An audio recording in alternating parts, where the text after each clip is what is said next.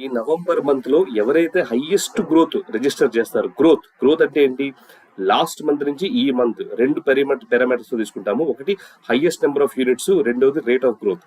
ఈ November month లో ఎవరైతే హైయెస్ట్ చేస్తారో ఆ విన్నర్ కి స్పెషల్ ప్రైజెస్ ఉంటాయి. ఓకేనా, మర్చిపోద్దు, ఇది కాంపిటీషన్ అనుకోండి. హైయెస్ట్ కావాలి నాకు. ఇప్పుడు లోగిలు కూడా స్టార్ట్ అవుతుంది, లోగిలో కూడా కార్స్ రావాలి. దానికి మీకు ఎలాంటి సపోర్ట్ కావాలన్నా మమ్మల్ని అడగండి, మనం ఇస్తాం. కానీ కార్స్ యొక్క ఇది మాత్రం నాకు కావాలి. I want all of you to respond to this message. ఇది చదివామని, చేస్తున్నామని ఆ స్టేషన్ లో ఉన్నటువంటి ప్రతి టెక్నీషియన్ కూడా దీనికి రెస్పాండ్ అవ్వాల్సిందే. ఓకేనా, థ్యాంక్ యూ సో మచ్.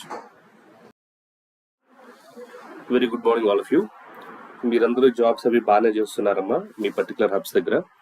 కానీ మనకి ఏం కావాలంటే కార్స్ కన్సంప్షన్ ఇంకా పెరగాలి. బస్సులు ఎట్లానో మనము మాట్లాడి డిఫరెంట్ పార్ట్నర్షిప్స్తో చేసుకుని వస్తున్నాం, కానీ కార్స్ ఎంగేజ్మెంట్ బాగా తగ్గుతుంది.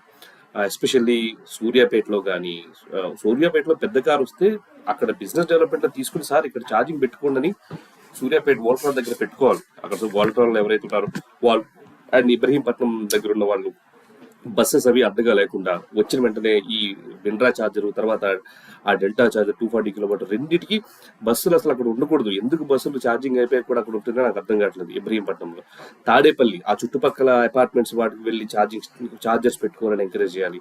నల్లజర్ల, విశాఖపట్నం విజయ్ దగ్గర అక్కడ ఇంకెవరైనా ఫ్లీట్ ఆపరేటర్స్ ఉన్నారేమో కనుక్కోవాలి, ఇంకేమైనా ఉన్నాయో కనుక్కోవాలి. కార్స్ ఎంగేజ్మెంట్ మాత్రం నాకు పెరగాలి. రైట్, ఈ నవంబర్ మంత్ లో నాకు కార్స్ ఎంగేజ్మెంట్